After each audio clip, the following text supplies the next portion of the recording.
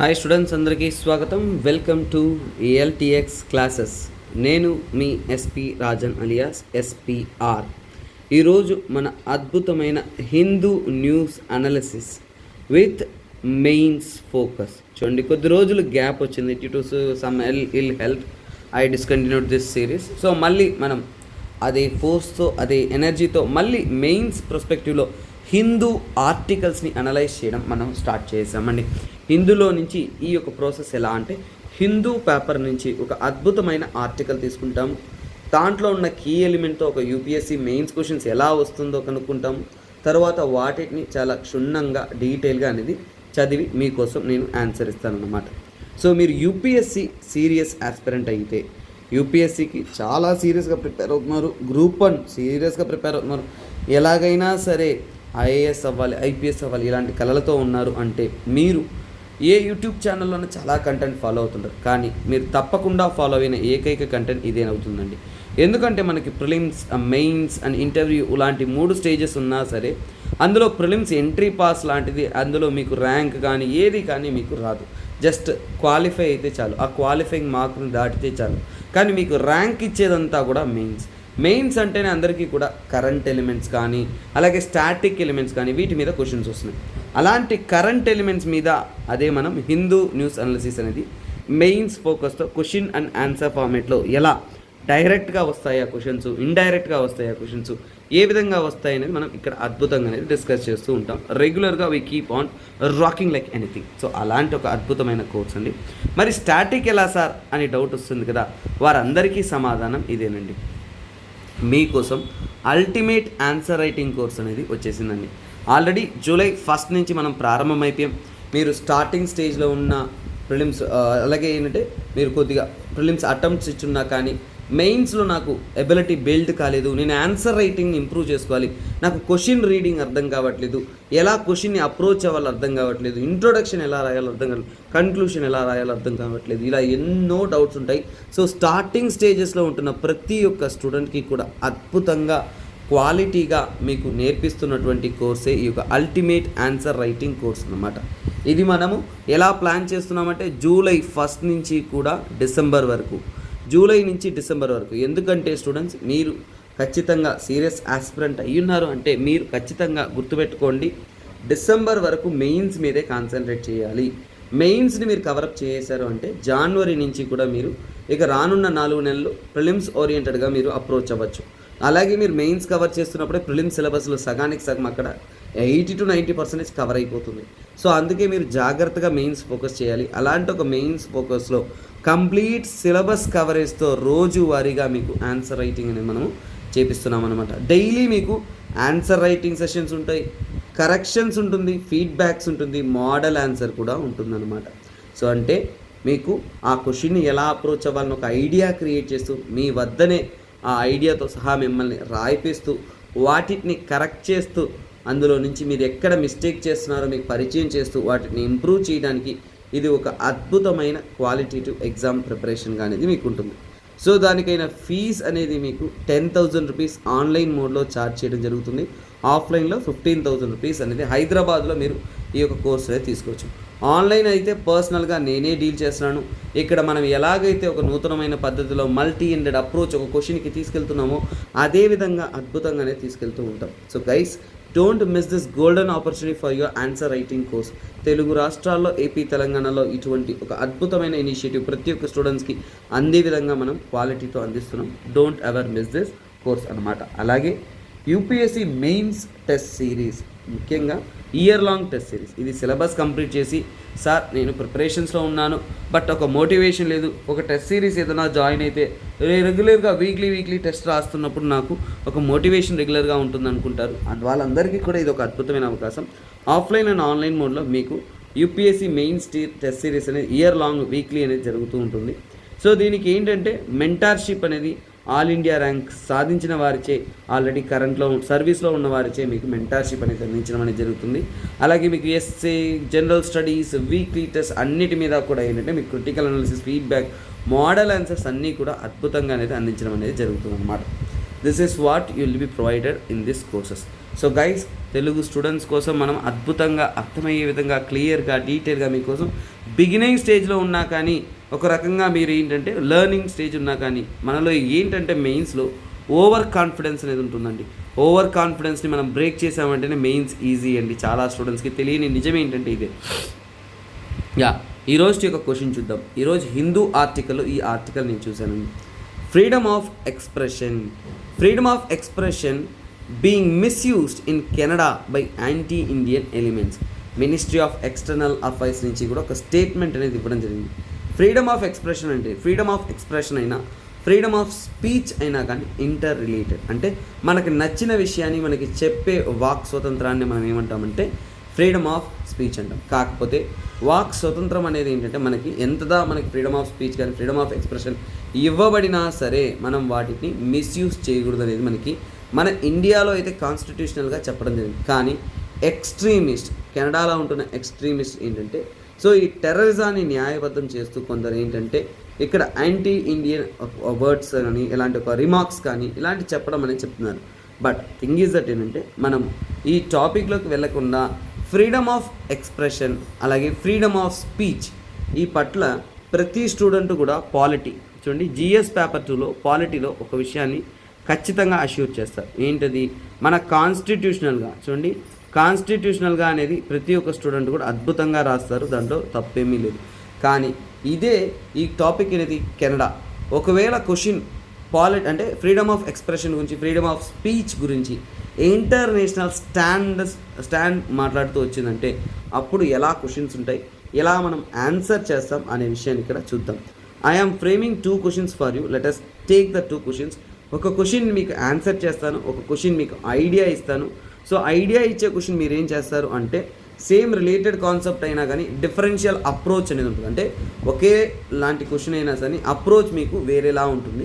ఆ అప్రోచ్ ఎలా రాయాలి, ఎలా అప్రోచ్ అవ్వాలి, కోర్ ఎలిమెంట్స్ మీకు చెప్తూ ఏంటంటే ఆర్టికల్ని మీకు సజెషన్స్ అనేది ఇస్తాను. మీరు ఒకవేళ లైవ్ క్లాసెస్ కానీ పేమెంట్ కోర్సెస్ కానీ అటెండ్ కానీ స్టూడెంట్స్ అందరూ కూడా అంటే రెగ్యులర్గా ఏం చేస్తారు అంటే నేను ఇచ్చే క్వశ్చన్ని మీరు ప్రాక్టీస్ చేయండి. ఆ క్వశ్చన్కి ఆన్సర్ ఎలా ఫ్రేమ్ చేయొచ్చో అట్లీస్ట్ ఊహించండి, అట్లీస్ట్ తెలుసుకోండి. Basic elements, body of the question ఏంటి, వేటిపైన మనం కాన్సన్ట్రేట్ చేయాలి, టు ద కోర్ ఎలిమెంట్స్ ఏంటి అనే విషయం మీద మీరు ఒక ఐడియా తెచ్చుకోండి. మీకు లాంగ్ టర్మ్ ప్రిపరేషన్లో ఎగ్జామ్ చాలా సులువైపోతుంది. ఇక్కడ let's come to the question of the day. చూడండి, discuss the challenges and significance of freedom of speech in context of international relation. చూడండి, నేను ఇండియా రిలేటెడ్ అలాంటి టాపిక్ అడగట్లేదు. బాగా చూడండి, ఇంటర్నేషనల్ స్టాండర్డ్ పరంగా, ఇంటర్నేషనల్ అంటే ప్రపంచవ్యాప్తంగా జరుగుతున్న ఇంటర్నేషనల్ రిలేషన్షిప్ పరంగా ఏంటంటే ఫండమెంటల్ రైట్స్. ఫర్ ఎగ్జాంపుల్ అంటే ఫండమెంటల్గా ఉంటున్న ఒక రైట్ ఏంటంటే ఫ్రీడమ్ ఆఫ్ స్పీచ్. మన ఇండియాలో మనకేంటంటే మన కాన్స్టిట్యూషనే ఇది మనకి ఫండమెంటల్ రైట్స్లో అష్యూర్ చేస్తుంది. కాకపోతే ఇంటర్నేషనల్ వారీగా ఎక్కడ అష్యూర్ చేస్తుంది అనేది మనం తెలుసుకోవాలి. చూడండి, ఇంటర్నేషనల్ వారీగా అడుగుతున్నారు అంటే ఇక్కడ ఫస్ట్ క్వశ్చన్ దేని గురించి మాట్లాడుతుంది అనేది చూడండి. మీరు ఇంటర్నేషనల్లో ఉండే ఫ్రీడమ్ ఆఫ్ స్పీచ్ గురించి రాస్తే ఈ ఆన్సర్ తప్పు. ఇక్కడ ఏమడిగారు? Challenges and significance. అంటే అవి ఫేస్ చేస్తున్న ప్రాబ్లమ్స్ ఏంటి, సిగ్నిఫికెన్స్ ఏంటి. చూడండి, ఇంటర్నేషనల్ రిలేషన్షిప్ అన్నప్పుడు మీరు ఎప్పుడు కూడా కరెంట్ ఎగ్జాంపుల్స్ ఉపయోగించండి, అప్పుడు మీకు మార్క్స్ ఎక్కువగా పడుతుంది. This is the beauty of this question. ఇదొక టెక్నిక్. తర్వాత ఇక్కడ చాలా జాగ్రత్తగా వినండి స్టూడెంట్స్, ఏదైనా కానీ మీకు చాలా ఈజీగానే ఉంటుంది. తర్వాత చూడండి, evaluate the role of international organization. చూడండి, international organizations protecting and promoting freedom of speech globally. ఇప్పుడు ఏంటంటే ఇంటర్నేషనల్ ఆర్గనైజేషన్ యొక్క రోల్ చెప్పాలి, అది కూడా ఫ్రీడమ్ ఆఫ్ స్పీచ్ని ప్రొటెక్ట్ చేస్తున్న ఆర్గనైజేషన్స్ ఏ విధంగా ప్రొటెక్ట్ చేస్తుంది అనేది మనం చెప్పగలగాలి. అది ఇప్పుడు ఏంటంటే మీరు ఫ్రీడమ్ ఆఫ్ స్పీచ్ గురించి ఇక్కడ రాయకూడదు, ఫ్రీడమ్ ఆఫ్ స్పీచ్ యొక్క సిగ్నిఫికెన్స్ రాయాలి, ఛాలెంజెస్ రాయాలి, ఇక్కడ ఏంటంటే ఆర్గనైజేషన్స్ గురించి రాయాలి. ఈ పాయింట్ మీకు తెలియాలి. మీకు అర్థమయ్యే విధంగా ఫస్ట్ క్వశ్చన్కైనా ఆన్సర్ నేను మీకు అద్భుతంగా తెలుపుతాను. తర్వాత సెకండ్ క్వశ్చన్కైనా ఆన్సర్ మీరు ట్రై చేయండి. సరే, మనం ఇక్కడ చూద్దాము. ఫస్ట్ క్వశ్చన్ దేని గురించి మాట్లాడుతుంది?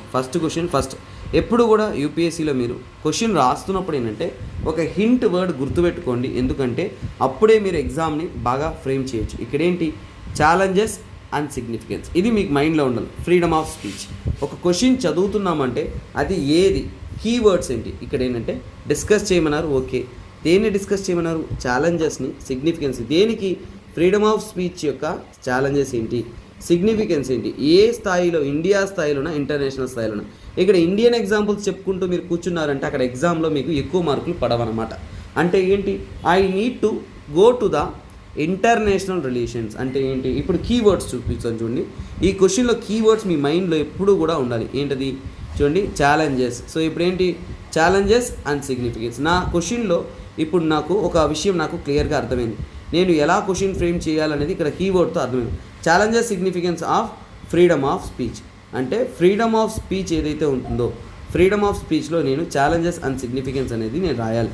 సో ఇప్పుడు నా క్వశ్చన్లో ఎప్పుడూ కూడా ఏంటంటే 50% వెయిటేజ్ దేనికి ఉండాలి, ఛాలెంజెస్కి ఉండాలి. అంటే ఫ్రీడమ్ ఆఫ్ స్పీచ్ అనేది ఏ స్థాయిలో, ఇండియా స్థాయిలో నాకు కాదు, ఇంటర్నేషనల్. సో ఇంటర్నేషనల్ స్థాయిలో ఫ్రీడమ్ ఆఫ్ స్పీచ్కి ఉంటున్న ఛాలెంజెస్ ఏంటి అనేది నా 50% వెయిట్ ఆఫ్ ద క్వశ్చన్ ఉండాలి. తర్వాత సిగ్నిఫికెన్స్ అన్నప్పుడు ఈ ఫ్రీడమ్ ఆఫ్ స్పీచ్ యొక్క ప్రాముఖ్యత ప్రపంచ స్థాయిలో ఎందుకు అనేది మనం చెప్పాలి. సో ప్రాముఖ్యత ముందు చెప్పచ్చు, ఛాలెంజెస్ తర్వాత చెప్పచ్చు, ఛాలెంజెస్ ముందు చెప్పి ప్రాముఖ్యత చెప్పచ్చు. అది ఎలాగైనా కానీ అది మన ఇష్టం, నో ప్రాబ్లం.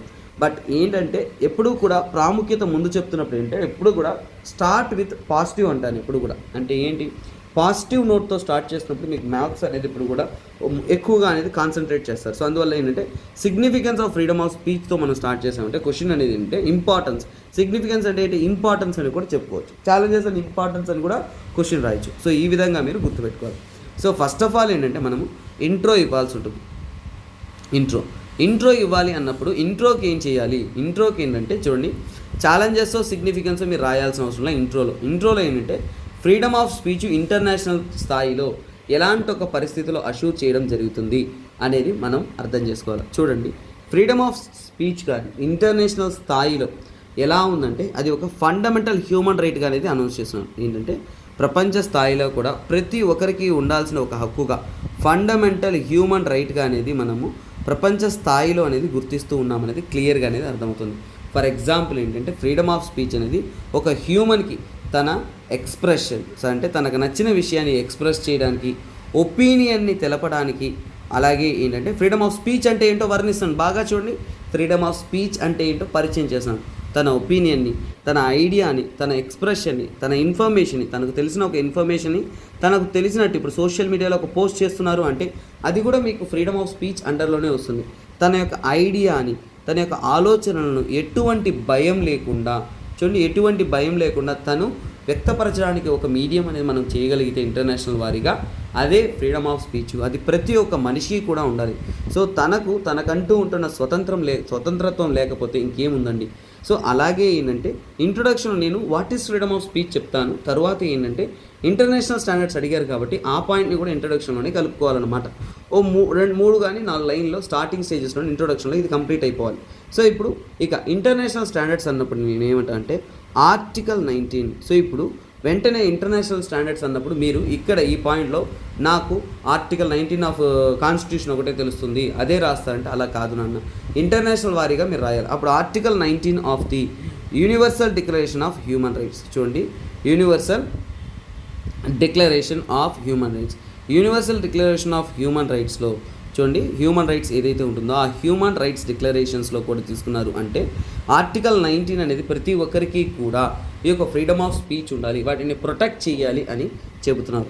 అలాగే ఇంటర్నేషనల్ స్థాయిలో యుఎన్ కానీ, యునెస్కో కానీ, ఇతర ఇంకా చాలా ఆర్గనైజేషన్స్ ఉన్నాయన్నమాట. ఇవన్నీ కూడా ఇంకా చెప్పాలి అంటే మనం ఏంటంటే సివిల్ అండ్ పొలిటికల్ రైట్స్, ప్రతి ఒక్కరికి కూడా civil and political rights assure చేయడానికి ఏంటంటే ఈ యొక్క ఇంటర్నేషనల్ స్థాయిలో ఏంటంటే మనము ట్రీటీస్ అంటే ఏంటి, పొలిటికల్ రైట్స్ అనేది ఎలా పలు దేశాలు ఒకటి ట్రీటీస్ ద్వారానో, ఇతర ఆర్గనైజేషన్స్ ద్వారానో, లేదంటే కన్వెన్షన్స్ ద్వారానో మనం అందిస్తూ ఉన్నామని చెప్తున్నాం. అలాగే ఇంకా కాన్స్టిట్యూషన్స్ అన్నీ కూడా ఇలాంటి ఒక ఎంపవర్మెంట్ అనేది అందిస్తున్నారు. అంటే చూడండి, నేషనల్ కాన్స్టిట్యూషన్ అంటే నాట్ ఓన్లీ ఇంటర్నేషనల్ వారీగా ఉంటున్న పెద్ద పెద్ద ఆర్గనైజేషన్ కాకుండా ప్రాంతీయంగా దేశాలు ఉంటున్నాయి చూసారా, ఆ నేషనల్ కాన్స్టిట్యూషన్స్ కూడా వీటిని అష్యూర్ చేస్తున్నాయి అనేది నేను చెప్తానన్నమాట. సో ఇది నా యొక్క ఇంట్రొడక్షన్. సో ఇంట్రొడక్షన్ బ్యాలెన్స్డ్గా నేనేం కాన్సన్ట్రేట్ చేస్తున్నాను అంటే ఇక్కడ ఛాలెంజెస్ పైన, సిగ్నిఫికెన్స్ పైన కాకుండా నేను ఫ్రీడమ్ ఆఫ్ స్పీచ్ ఇంటర్నేషనల్ స్థాయిలో ఎలా ఉందని చెప్తూ ఇంట్రొడక్షన్ ఇస్తానన్నమాట. అప్పుడు ఏమవుతుంది, సో అక్కడ క్వశ్చన్ రాసే ఎగ్జామినర్కి okay freedom of speech international స్థాయిలో ఎలా ఉందో తను కరెక్ట్గా తెలిపారు అనేది తనకి గుర్తొస్తుంది. తర్వాత ఏంటంటే ఇప్పుడు మనం ఏంటంటే చూడండి ఛాలెంజెస్ సిగ్నిఫికెన్స్ చెప్పాలి. ఛాలెంజెస్ సిగ్నిఫికెన్స్ చెప్తున్నాను, నేను ఎప్పుడు కూడా పాజిటివ్ నోట్తోనే ప్రారంభం చేస్తాను. సో అందువల్ల ఏంటంటే ఇది ఎక్కడైనా కానీ ఎలాగైనా రాయొచ్చు. ఫస్ట్ ఏంటంటే నేను సిగ్నిఫికెన్స్ గురించి రాస్తాను. కాకపోతే స్టూడెంట్స్ సో ఇక్కడ ఏంటంటే మీరు సబ్ హెడింగ్స్ యూజ్ చేయడం ఉన్నతమైన నిర్ణయం. సో అందువల్ల సిగ్నిఫికెన్స్ అన్నప్పుడు మీరు ఎందుకంటే రెండు positive and negative edges positive and negative edges ఉన్నప్పుడు ఏంటంటే మీరు ఇలాంటి మెన్షనింగ్ చేయండి. అంటే సిగ్నిఫికెన్స్ అంటే ఏంటి, మనం ఖచ్చితంగా ఏంటంటే ఇలాంటి హెడ్లైన్స్ లేదంటే ఇంపార్టెన్స్ ఎలాగైనా రాసుకోవచ్చు. ఇంపార్టెన్స్ అన్న రాయండి, సిగ్నిఫికెన్స్ అన్న రాయండి. అప్పుడు మీ యొక్క పాయింట్స్ అనేది వ్యాలిడేషన్ అనేది ఎక్కువగా అనేది ఉంటుందన్నమాట. సో ఇప్పుడు ఇందులో వచ్చారంటే నేను ఎక్కువ పాయింట్లే చెప్తాను, మీరు అన్ని పాయింట్లు అక్కడ రిప్రజెంట్ చేయాల్సిన అవసరం లేదు, కొన్ని చేస్తే చాలు. సో ఇక్కడ చూడండి, ముఖ్యంగా హ్యూమన్ రైట్స్ మానవ హక్కులను ప్రొటెక్ట్ చేయడానికి, హ్యూమన్ రైట్స్ని ప్రొటెక్ట్ చేయడానికి చాలా చాలా చాలా చాలా ఇంపార్టెంట్. హ్యూమన్ రైట్స్ ప్రొటెక్షన్ చేయడానికి మనకి ఇవి ఎక్కువగా ఇంపార్టెంట్గా ఉంటుంది. ఇంకా చెప్పాలి అంటే అమ్నెస్టీ ఇంటర్నేషనల్, మీకు గుర్తుంటుందో లేదో చూడండి. అమ్నెస్టీ ఇంటర్నేషనల్ అనేది ఇంటర్నేషనల్ వారీగా ఏంటంటే చాలా ఎన్జిఓస్, అమ్నెస్టీ ఇంటర్నేషనల్ అనేసి ఇవన్నీ కూడా హ్యూమన్ రైట్స్ కోసం వర్క్ చేస్తున్న ఇంటర్నేషనల్ ఎన్జిఓస్. ఇది కాకుండా మీకు తెలిసిన ఎన్జిఓస్ ఏమన్నా ఉన్నా కానీ వాటిని మీరు ఉపయోగించుకోవచ్చు. అలాగే అంటే హ్యూమన్ రైట్స్ అనేది చాలా చాలా ఇంపార్టెంట్. ఎలాగంటే మానవులందరికీ కూడా ఉంటున్న ఫండమెంటల్ రైట్స్లో ఇవి చాలా చాలా ఇంపార్టెంట్. వాటిని మనం కాపాడుకుంటూ రావాలి.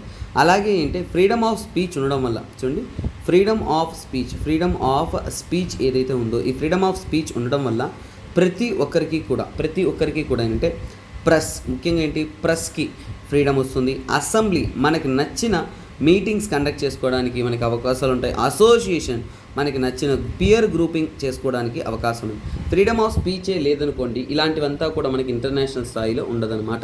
This is one thing. తర్వాత మనం తీసుకున్నాము అంటే డెమోక్రసీ. చూడండి, డెమోక్రసీ అనేది స్థిరపడడానికి ఏంటంటే డెమోక్రసీ అనేది ఏంటి, మనకి నచ్చినటువంటి విషయాలను మనం తెలపాలి, మనకు నచ్చినటువంటి నిర్ణయాలు మనం తీసుకోగలగాలి. డెమోక్రసీ అంటే ప్రజలచే తీసుకునే నిర్ణయాలు కదా. సో డెమోక్రసీకి ఈ యొక్క ఫ్రీడమ్ ఆఫ్ స్పీచ్ అనేది చాలా చాలా ఇంపార్టెంట్. ఎందుకు సార్ అంటే సో ఇక్కడ చూడండి, డెమోక్రసీ అయినా కానీ డైలాగ్ పార్ట్నర్షిప్స్ అయినా కానీ వాటిలో తీసుకున్నా అంటే ఫ్రీడమ్ ఆఫ్ స్పీచ్ FOS అని రాస్తాను. ఇక్కడ నుంచి ఫ్రీడమ్ ఆఫ్ స్పీచ్ అని గుర్తుపెట్టుకోండి. దీన్ని హింట్ వర్డ్ ప్రస్తుతానికి, ఎందుకంటే మళ్ళీ రాయడానికి డిలే అవుతుంది కదా. సో అందువల్ల ఇక్కడ చూడండి, ఇక్కడ ఫ్రీడమ్ ఆఫ్ స్పీచ్ అనేది డెమోక్రసీకి ఎలా ఉపయోగపడుతుంది చూడండి. ఎక్స్ప్రెస్ సిటిజన్స్, సో అక్కడ ఉంటున్న సిటిజన్స్ అనేది వాళ్ళకి నచ్చిన వారిని ఎన్నుకోవాలంటే వాళ్ళకి నచ్చిన విషయాలను ఎక్స్ప్రెస్ చేయగలిగి, అంటే ప్రజలకు అనేది ఎప్పుడూ కూడా ఏంటంటే స్వతంత్రత్వం అనేది ఉండాలి ఎక్స్ప్రెస్ చేయడానికి. ఏంటి వాళ్ళకి ఒపీనియన్ ఏదైతే ఉంటుందో వాటిని ఎక్స్ప్రెస్ చేయడానికి. అలాగే అథారిటీ ఉంటుంది, అథారిటీని ఛాలెంజ్, ఫ్రీడమ్ ఆఫ్ స్పీచ్ ఉంటేనే అథారిటీని ఏంటంటే వాళ్ళు ఛాలెంజ్ చేయగలరు, అథారిటీ చేస్తున్న తప్పులను ఎదిరించగలరు. అలాగే ఏంటంటే డెమోక్రటిక్ ప్రాసెస్, ఈ డెమోక్రసీకి కావాల్సిన ఎలక్షన్స్ కానీ ప్రతి ఒక్కటి జరగాలంటే వాళ్ళకి ఫ్రీడమ్ ఆఫ్ స్పీచ్ అనేది ఉండాలి. అలాగే ఏంటంటే ఈ యొక్క ఫ్రీడమ్ ఆఫ్ స్పీచ్ ద్వారానే ట్రాన్స్పరెన్సీ అనేది మనం డెమోక్రసీలో అష్యూర్ చేయగలం. డెమోక్రసీ లేదనుకోండి ఖచ్చితంగా ఏంటంటే ఫ్రీడమ్ ఆఫ్ స్పీచ్ ఉండదు అనేది మనకి క్లియర్గా అర్థమైపోతుంది. అలాగే అకౌంటబిలిటీ, చూడండి అకౌంటబిలిటీ. సో అకౌంటబిలిటీ కూడా మనం ప్రశ్నించే హక్కు మనకు ఉంటున్నప్పుడే గవర్నమెంట్ కానీ దేన్నైనా కానీ మనం ప్రశ్నించి వాళ్ళ నిర్ణయాలను మనం చాలా వరకు ఏంటి తెలుసుకోగలం. సో అలాగే వాళ్ళ యొక్క పనితీరుని తెలుసుకోగలం, దాన్ని అకౌంటబిలిటీ అంటాం.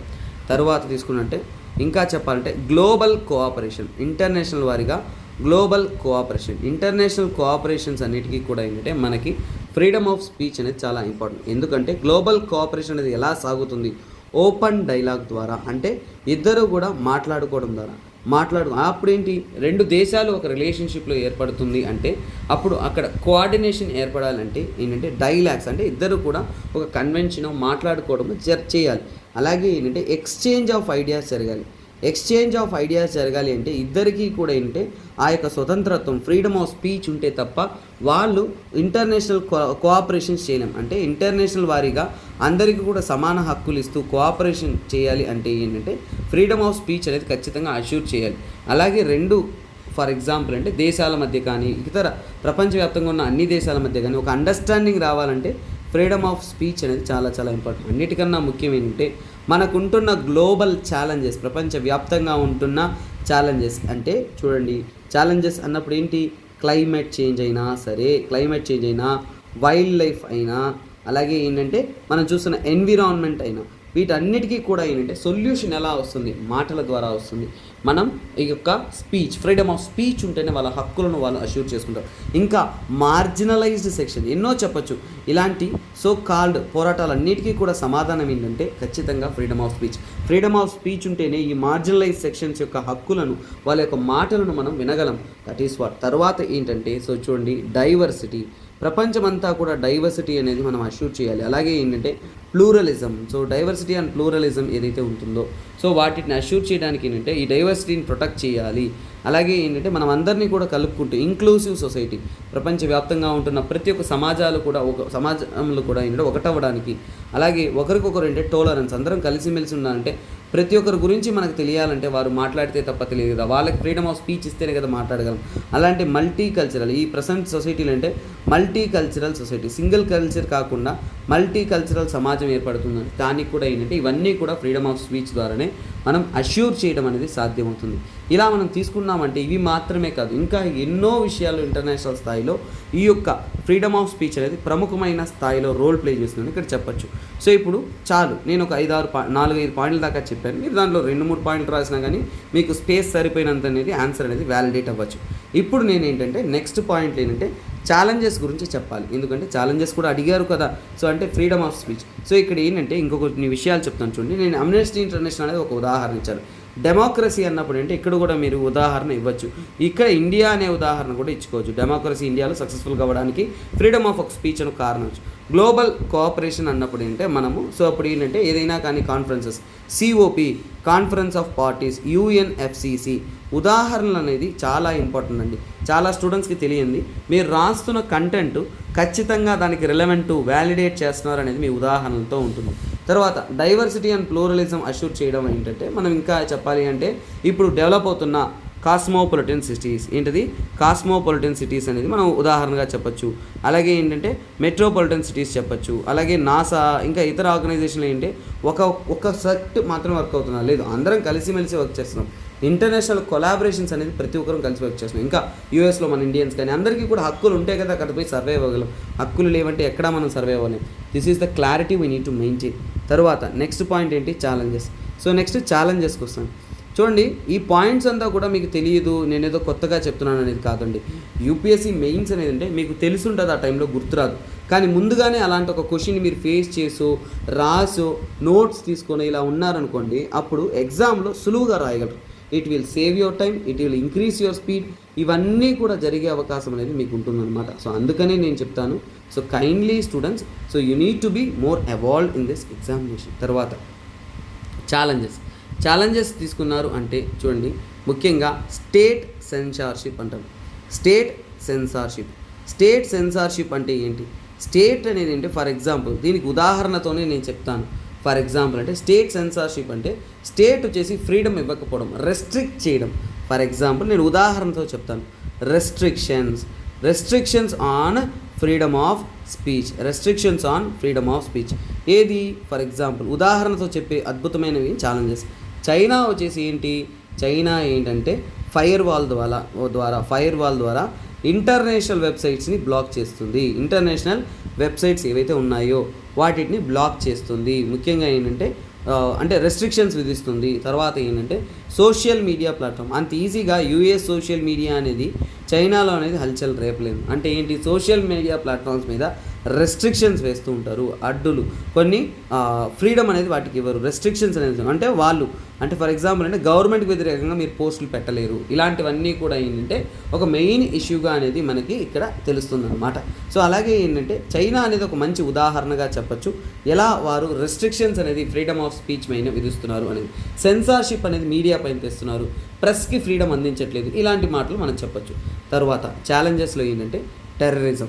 సార్ టెర్రరిజం ఏంటి సార్ అంటే టెర్రరిజం కానీ ఏంటి ప్రాబ్లం అంటే ఫస్ట్ ఆఫ్ ఆల్ అంటే మన నేషనల్ సెక్యూరిటీ, మన దేశం యొక్క భద్రత అనేది ప్రాబ్లంలో పడుతుంది. ఎందుకంటే ఫ్రీడమ్ ఆఫ్ స్పీచ్ అంటున్నప్పుడు కొందరు వాళ్ళకి తెలిసిన మాటలు అనేది ఖచ్చితంగా వాళ్ళు అక్కడ ఎక్స్ప్రెస్ చేయొచ్చు అన్నప్పుడు ఏంటంటే అక్కడ అడ్డు అదుపు లేకుండా ఏంటంటే అదర్ మీడియమ్స్ ఈజీగా ఏంటంటే టెర్రరిజమ్స్ ఏంటంటే టెర్రరిస్ట్ కానీ వీళ్ళందరూ కూడా ఏంటంటే ఈ యొక్క ఫ్రీడమ్ ఆఫ్ స్పీచ్ ద్వారా ఏంటంటే వాళ్ళకి నచ్చిన విషయాలను ఇక్కడ ఎక్స్ప్రెస్ చేస్తూ ఇక్కడ ఏంటంటే ఇన్ఫ్లుయెన్స్గా మారిపోతుంది.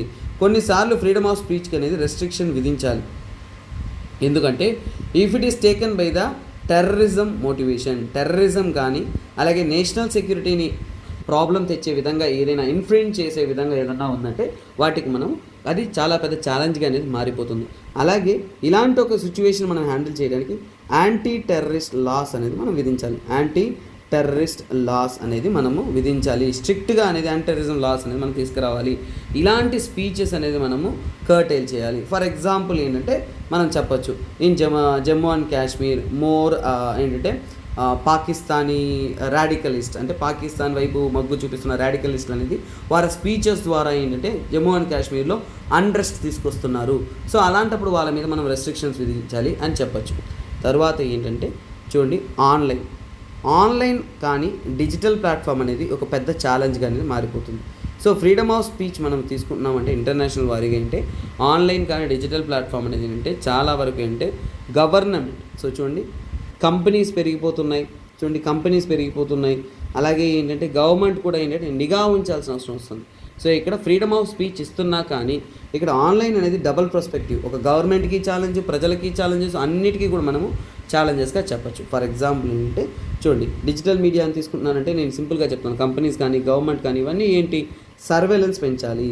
సో చూడండి సర్వేలెన్స్ లేదంటే ఇప్పుడు ఫేస్బుక్, టిక్టాక్, ఇన్స్టా చాలా వచ్చేసాయి. సో ఇలా డిజిటల్ ప్లాట్ఫామ్స్ వస్తున్నప్పుడు అంటే సర్వేలెన్స్ లేని కారణం వలన ఏంటంటే freedom of expression, freedom of speech ఇవన్నీ ఉండడం వల్ల ప్రైవసీ లేకుండా పోతుంది. ప్రజల యొక్క ప్రైవసీ అనేది ఇబ్బందికరంగా ఉంది. అంటే ప్రజల యొక్క ప్రైవసీని ఇబ్బందికరంగా చేసే ఇలాంటి ఫ్రీడమ్ ఆఫ్ స్పీచ్ అంటే కొంతమందిని బుల్లింగ్ కానీ ఇంకా చెప్పాలంటే పోర్నోగ్రఫిక్ ఎక్స్క్లూజివ్ కంటెంట్, చైల్డ్ ఎక్స్ప్లాయిటేషన్ కానీ ఇవన్నీ కూడా ఏంటంటే ఫ్రీడమ్ ఆఫ్ స్పీచ్ ఫేస్ చేస్తున్న ప్రాబ్లమ్స్ అన్నమాట. అంటే ఫ్రీడమ్ ఆఫ్ స్పీచ్ ఇస్తున్నామే కానీ ఇవన్నీ కూడా ఏంటంటే మిస్యూజ్ చేయడం అనేది జరుగుతుంది, ఎక్స్ప్లాయిటేషన్ అనేది జరుగుతుంది అనేది మనం క్లియర్గానే చెప్పొచ్చు. ఇలా కొన్ని పాయింట్స్ అనేది ఇంకా ఎక్కువగా దీన్ని యాడ్ చేసుకోవచ్చు. ఇది ఒక్కటే ఒక క్వశ్చన్గా ఫ్రేమ్ చేయొచ్చు, but I'm giving in a simple term. So online digital తర్వాత ఏంటంటే రిలీజియస్. చూడండి ఫ్రీడమ్ ఆఫ్ స్పీచ్ ఇస్తున్నామనేసి ఒక రిలీజియన్ వచ్చేసి ఇంకో రిలీజియన్ని క్రిటిసైజ్ చేయడం. సో ఇక్కడ ఏంటి క్రిటిసిజం. సో క్రిటిసిజం అనేది ఒక బిగ్ ప్రాబ్లంగా మారిపోతుంది. ఫర్ ఎగ్జాంపుల్ ఏంటంటే ఇలాంటి క్రిటిసిజమ్స్ అనేది ఫ్రీడమ్ ఆఫ్ స్పీచ్ వల్ల ఏంటంటే మన సెంటిమెంట్స్ని, సో మన యొక్క రిలీజియస్ సెంటిమెంట్స్ ఏవైతే ఉన్నాయో మన ట్రెడిషన్స్ని అలాగే ట్రెడిషనల్స్ని కించపరిచేలా కూడా ఉండే అవకాశం ఉంది. అలాంటప్పుడు వీటిని రెస్ట్రిక్ట్ చేయడానికి రిలీజియన్ పరంగా ఇలాంటి వాటిని రెస్ట్రిక్ట్ చేయడానికి కొన్ని బ్లాస్ఫెమీ లాస్ కూడా ఏంటంటే కొన్ని ఇబ్బందికరంగా ఉన్నాయి. బ్లాస్ఫెమీ లాస్ అనేది ఏంటంటే బ్లాస్ఫెమీ లాస్ ఇన్ పాకిస్తాన్ ఏదైతే ఉంటుందో అవి ఏంటంటే చాలా వరకు ఏంటంటే ఫ్రీడమ్ ఆఫ్ స్పీచ్ పైన రెస్ట్రిక్షన్స్ అనేది విధిస్తుంది. ఇలాంటి ఎగ్జాంపుల్స్ అనేది చెప్పచ్చు. ఇంకా కొన్ని ఎగ్జాంపుల్స్ ఫ్రీడమ్ ఆఫ్ స్పీచ్ గురించి చెప్పాలంటే I can tell you few examples. మనకి ఇంకా చెప్పాలంటే ఆన్లైన్ అన్నప్పుడు ఏంటంటే మనం ఇంకా సైబర్ అటాక్స్ కానీ ఇంకా ఇతరవన్నీ కూడా చెప్పచ్చు. ఇంకా ఛాలెంజెస్ చెప్తున్నప్పుడు అంటే మీడియా మిస్యూస్, జర్నలిజం ఇవన్నీ కూడా general example. Current relevant example కొన్ని స్టాండర్డ్గా ఉండాలి. సో అందులో ఏంటంటే చూడండి జూలియన్ అసెంజ్ అనేవారు ఏంటంటే he is so called WikiLeaks founder. So అంటే ఏంటంటే వికీలీక్స్ యొక్క ఫౌండర్ అనమాట. సో అతను ఏంటంటే యూకే చూడండి ఫ్రమ్ యూఎస్ నుంచి కూడా అతను ఏంటంటే చార్జెస్ వల్ల అంటే తను ఫ్రీడమ్ ఆఫ్ స్పీచ్ ఎక్స్ప్రెస్ చేయడం అంటే హ్యూమన్ రైట్స్ వైలేషన్గా చెప్తున్నారు.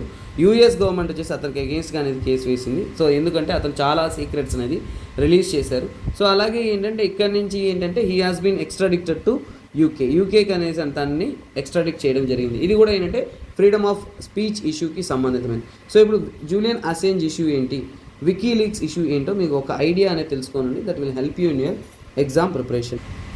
ఇంకా కొన్ని కరెంట్ ఎగ్జాంపుల్స్ కావాలంటే మీకు చెప్తాను చూడండి. హాంకాంగ్ ఇష్యూ కూడా మనం రాయొచ్చు.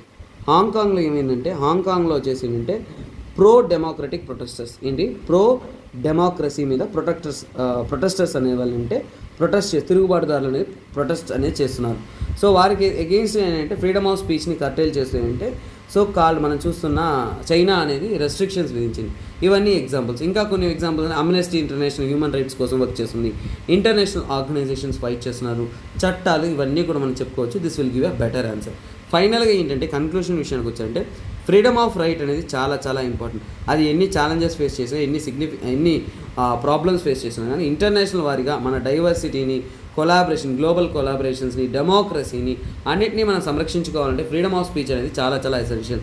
ఇంటర్నేషనల్ ఆర్గనైజేషన్ కూడా అందరూ కూడా దాని మీద వర్క్ చేస్తుంటారు. మనం కూడా ఏంటంటే ఎలాగైనా సరే దాన్ని అష్యూర్ చేయడానికి అనేది ఎప్పుడు కూడా ఇంటర్నేషనల్ వారీగా సపోర్టివ్ ఎలిమెంట్స్గా ఉండాలి అనే పాయింట్స్ని మనం చెప్తూ రాసామంటే that will be a better conclusion అనమాట. సో ఇంతటితో ఏంటంటే ఈ క్వశ్చన్ ఎలా రాయాలి ఏంటి అనేది మనకు ఐడియా వచ్చింది. సో నెక్స్ట్ ఈ క్వశ్చన్ మీరు ప్రాక్టీస్ చేయండి. ఈ క్వశ్చన్కి అయిన కీవర్డ్స్ హింట్ నేను మీకు ఇస్తాను. కీవర్డ్స్ ఏంటంటే పెద్ద విషయం కాదు, సింపుల్గా చెప్తాను చూడండి. ఇక్కడ ఏం అడిగారని ఫస్ట్ చూడండి. ఫస్ట్ ఏంటి చూడండి, evaluate the role of international organisation protecting and promoting freedom of speech. International organisation freedom of స్పీచ్ని వీటిని అష్యూర్ చేయడానికి ఏమన్నా. అలాంటప్పుడు ఏంటంటే మీ యొక్క ఆన్సర్లో ఏంటంటే యునైటెడ్ నేషన్లో ఏంటంటే యునైటెడ్ నేషన్ తరపు నుంచి కూడా universal declaration of human rights అనేది చెప్పొచ్చు. వాటి గురించి కొద్దిగా ఎలాబొరేట్ చేయాలి. అలాగే యూఎన్ హ్యూమన్ రైట్స్ కౌన్సిల్ ఒకటి ఉంది, వాటి గురించి చెప్పొచ్చు, అది ఎలా ప్రొటెక్ట్ చేస్తుందని చెప్పొచ్చు. తర్వాత యునెస్కో అనేది కల్చర్ని అన్నింటినీ కూడా ప్రొటెక్ట్ చేస్తూ మనకి ఏంటంటే ముఖ్యంగా అందరి యొక్క హక్కులను, ఎందుకంటే యునెస్కో తరపు నుంచి కూడా ఏంటంటే వరల్డ్ ప్రెస్ ఫ్రీడమ్ డే అనేది సెలబ్రేట్ చేస్తున్నాం. ఇలాంటివన్నీ కూడా May 3rd సెలబ్రేట్ చేస్తున్నాం. ఇలాంటివి మనం కొన్ని పాయింట్స్ అనేది చెప్తూ ఈ యొక్క కంటెంట్ అనేది ఇవి ఆర్గనైజేషన్స్ గురించి రాయాలి. తర్వాత రిపోర్టర్స్ వితౌట్ బార్డర్స్, ఏంటది రిపోర్టర్స్ వితౌట్ బార్డర్స్ అని ఉంటుంది. వాళ్ళు కూడా ఒక రిపోర్ట్ ఇస్తారు. ఏంటి ఫ్రీడమ్ ఆఫ్ ప్రెస్ ఇండెక్స్ అనుకుంటాను. ఫ్రీడమ్ ఆఫ్ ప్రెస్ ఇండెక్స్ అనేది world press freedom index. This is it, world press freedom index కరెక్ట్గా గుర్తొచ్చింది. That is it. Reporter without borders ఉంటుంది. సో వారి యొక్క రోల్ ఏంటి అనే దాని గురించి మీరు రాయొచ్చు. తర్వాత ఇంకొక ఆర్గనైజేషన్ ఎక్కువగా మీరు వినరు, దాని గురించి నేను హెడ్లైన్ ఇస్తాను, మీరు కావాలంటే దాని గురించి చదువుకోండి. చూడండి, యూరోపియన్ కోర్ట్